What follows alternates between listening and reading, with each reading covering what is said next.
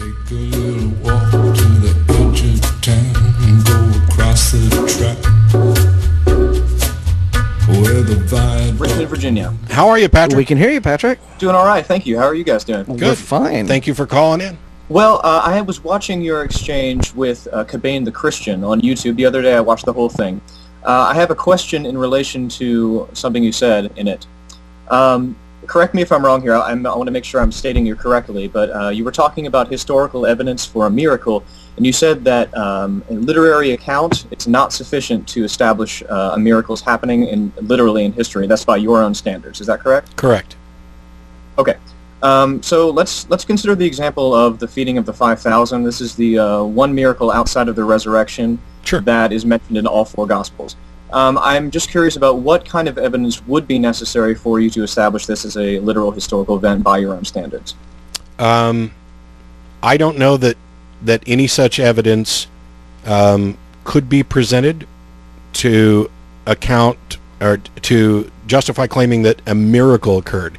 The events, we could establish that specific aspects of the events occurred, but I don't know that something that far removed historically, the supernatural, miraculous nature of it, I don't know that there's any type of evidence, literary evidence, that would suffice. And this is not just something that we would be setting the Bible up for special criticism for, too. There are a lot of historical writings where historians and scholars will tell you up front, we cannot entirely verify this sort of thing. I mean, there's no real evidence, for example, that Socrates actually existed.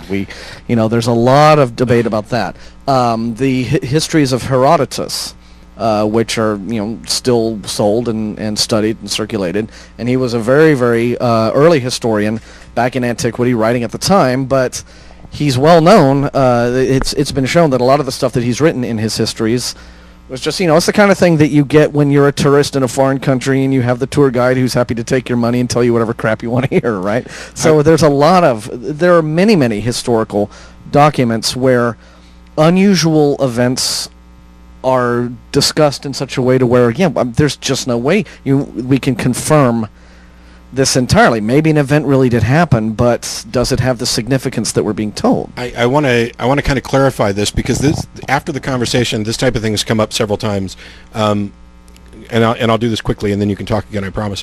I'm not dismissing that and saying there is no evidence. There is evidence. I mean, it's anecdotal, testimonial type evidence that an event occurred. There may be, for some events, sufficient evidence, including testimonial, anecdotal evidence, for me to acknowledge that an event occurred, and perhaps even an unexplained event occurred. The additional claim that's being made that, for example, Jesus fed the 5,000 with 5 loaves and 3 fishes, even if we had enough reports, testimonials, to establish that event occurred in some aspect, we have nothing to establish and assert the miracle nature, the source of this. It's kind of like, and I swear I'm not just trying to diminish this, but it's kind of like if someone has done a card trick for somebody. If you hear them recount what they saw afterwards, it's almost shocking to hear what some people say happened. The reports may be correct, they may be incorrect, but in any case, if I, in front of your face, turned one card into another card, that doesn't tell you anything at all about how I did it. And that's kind of the limitations. Now, there's plenty of things that I have no problem at all accepting happened, and I'd also point out, as I did before, that I don't have a big issue with accepting that Jesus existed. I'm not banging a drum saying, no, there's no historical Jesus. It wouldn't do that. Yeah, I wouldn't. I don't consider the existence of Jesus to be this big thing to cast massive doubt on either. It seems to be a serious issue for a lot of atheists, but I've never really thought it was one myself. Another thing to remember is that these were ancient times, and pre-rational, pre-scientific culture in many ways, and even educated people of those times would spread these kind. There was an aura of mysticism and the supernatural that just sort of pervaded life. And you can read a lot of other histories. For example, Suetonius, again, who's another great Roman historian. He'll just report on things like omens and supernatural events, and right in the context of straightforward historical accounts, and you take these seriously. And people told these stories and believed them, so why wouldn't similar stories have been built up around this rabbi of Jesus, who is apparently extremely popular, and a lot of people talking about him?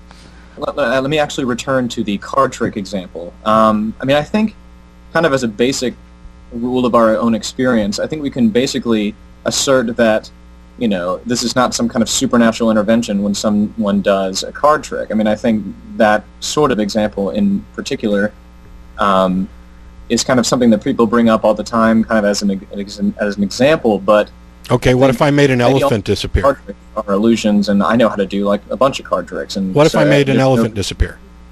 Made an elephant disappear? That's something different, but it's still.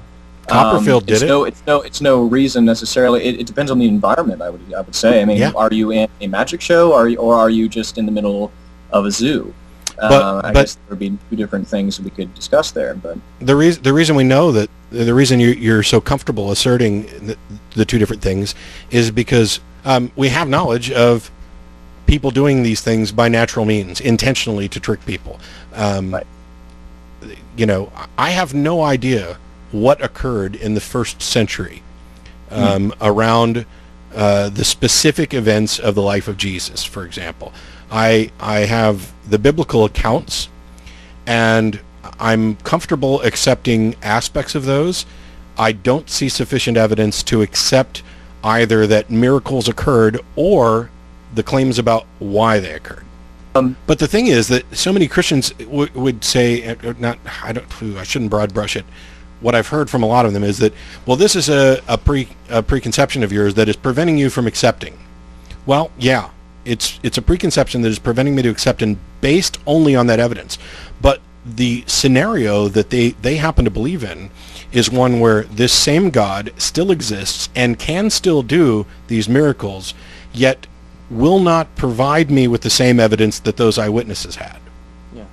Why? Why are they more deserving of eyewitness direct? Why is Paul's Damascus Road experience good enough for Paul but not good enough for me? Well, I guess in the example of Paul, he was a mass murderer that was killing Christians, and he would ultimately become probably the person responsible for spreading Christianity around the world and making it exist today. So I think it's more important that he would have had it than you, because if you became a Christian, you may convert some people to Christianity, but you wouldn't convert millions and millions and make it so that ultimately people far, far, far in the future would know what Christianity is all about. Okay, then give the experience to Dawkins. But I find that answer just, I apologize, but silly. You're claiming that the people who can do the most get the most. But don't you think that God loves everybody equally and wants them all to go to heaven? It's not that I'm claiming that people who do the most get the most. This is an issue of one person in particular that would ultimately do. Okay, but God is all powerful, and could not He inspire just about anyone with the wherewithal and the sense of dedication that Saul ended up having to do the same kind of work? I could probably say he probably could have, but I can't say anything like that with any certainty. Well, if the goal here is to get people to become saved or adhere to whatever particular doctrine you seem to, and I to be fair, I haven't asked yet, so I'm not quite sure what you're espousing, but why wouldn't a God give that revelation to everybody? Why stay hidden from some people? And because, okay, Paul, for example, Paul gets this experience, and your claim is that perhaps it was more important for him to get the experience because this served to convert a lot of people.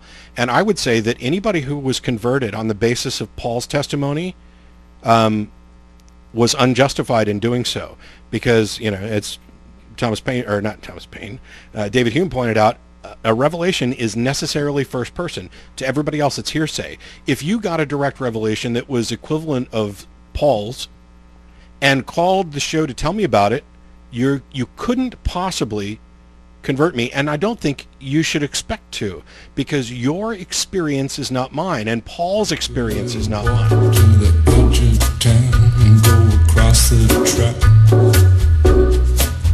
where the viaduct